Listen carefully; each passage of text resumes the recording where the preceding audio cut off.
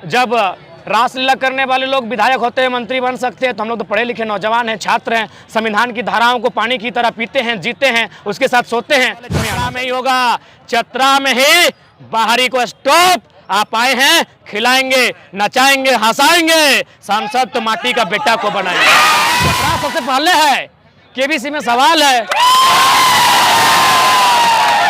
चतरा सबसे पहले विरोधी नहीं है। आपको जमीन चाहिए ना, लीजिए ना भाई, किसने मना किया है? हमको जमीन के बदले जमीन देनी आई है जो लगातार जमीन अधिग्रहण कर रही हैं। तो जन जागरूकता के लिए आए हैं और साथ ही साथ 2024 का चुनाव होगा, उसके लिए निवेदन करने आए हैं कि अब इंडिया पाकिस्तान हिंदू मुसलमान के नाम पे नहीं, केंद्र को हम लोग ये प्रश्न करेंगे कि विस्थापन नीति कहाँ है, उसके नाम पर वोट किया जाए। हमें आपको आज चूल्हा में की जलते ऊपर चर्चा करें और लेके चिंता कर है। ये भी 10 साल पहले तैयारी कर दो कि सड़क कहां से बनता है और खदान कहां बनता है, बकायदा ये सच्चाई। आज जो आपका ये जो भारतमाला परियोजना क्रॉस हुआ ना, ये 10 साल पहले इसकी कहानी लिखी जा चुकी है, क्योंकि जो कलम चलाने वाले हैं कॉर्पोरेट के दलाल, सब कॉर्पोरेट दलाल। चतरा प्रखंड में पहला और चतरा जिला में कुल मिलाकर तीसरा है। और यहाँ आने का कारण था, बहुत सारी ऐसी परियोजना आई हैं जो लगातार जमीन अधिग्रहण कर रही हैं। तो जन जागरूकता के लिए आए हैं और साथ ही साथ 2024 का चुनाव होगा, उसके लिए निवेदन करने आए हैं कि अब इंडिया पाकिस्तान हिंदू मुसलमान के नाम पे नहीं, केंद्र को हम लोग ये प्रश्न करेंगे कि विस्थापन नीति कहाँ है, उसके नाम पर वोट किया जाएगा। आज मान के चलिए, तो मुझे थोड़ा बात को रखने का मौका दीजिए। आज अगर 321 गाँव फील्ड फायरिंग रेंज में, 67 गांव भारतमाला प्रोजेक्ट में, 12 गांव रेल परियोजना में, इतने गांव अगर भारी मात्रा में विस्थापित हो जाएंगे तो इतनी बड़ी आबादी को कहां शिफ्ट करेंगे? दूसरी बात, जो भारतमाला प्रोजेक्ट की बात कर रहे हैं वो बनारस से कलकत्ता जाएगी, तो ये सड़क किसके लिए? एक सवाल हम करेंगे, क्योंकि ऑलरेडी बनारस से कलकत्ता मेरा घर तोपचाची होते हुए, बरौडा होते हुए जा चुकी है, जो लगभग 1200 से 1300 किलोमीटर है, ये 600 किलोमीटर का होगा।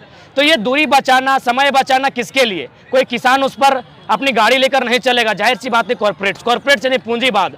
तो क्या भारत के संविधान में कहीं पूंजीवाद का जिक्र है? जी नहीं, भारत के संविधान प्रियम्बल में समाजवाद का जिक्र है। अतः हम देश में जो हुक्मरान बैठे हैं उनको हम यही कहेंगे, हम लोग विकास के विरोधी नहीं हैं।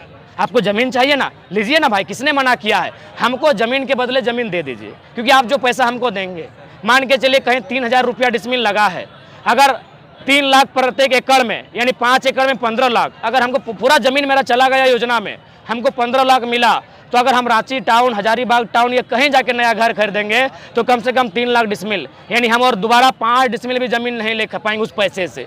तो मानवता की सोची जाए, क्या हमेशा कॉर्पोरेट की सोची जाएगी? हमेशा अडानी अंबानी की सोची जाएगी? मानवता की सोची जाए और केंद्र को सबसे पहले एक बेहतरीन विस्थापन नीति हो, और है भी तो झारखंड के लिए क्यों नहीं है, एक बेहतर नीति हो, जितना भी जमीन लिया जाएगा उनको विस्थापित किया जाए, उनको 5 किलोमीटर की दूरी में बसाया जाए, जहां सरकारी जमीन है या फिर जो ग्रामीणों के अधिकार क्षेत्र में नहीं आता है, ऐसे जमीनों में बसा जाए। हम इसकी मांग करते हैं। आप आम चुनाव में भी आएंगे?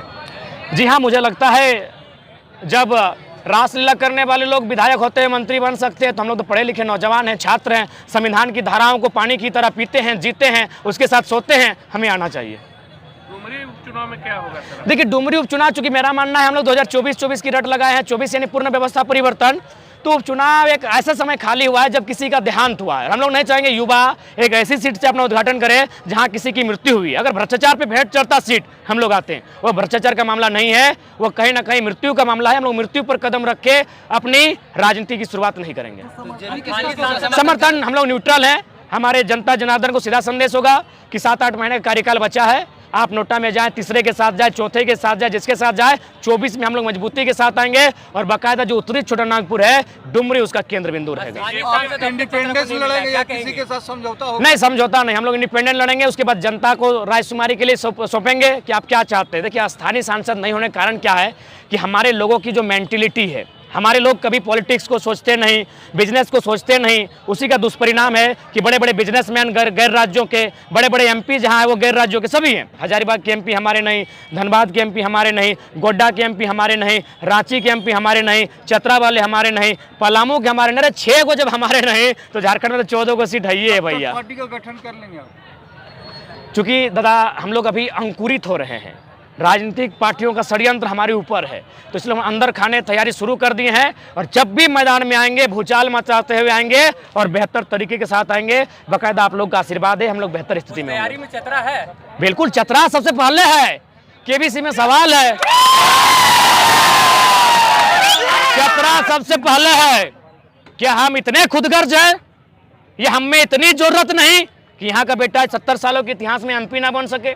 जब एमपी नहीं बनेगा तो नीति नियम कौन बनाएगा? हमारी बातों को संसद में रखेगा कौन? इसीलिए सबसे पहले चतरा में ही होगा।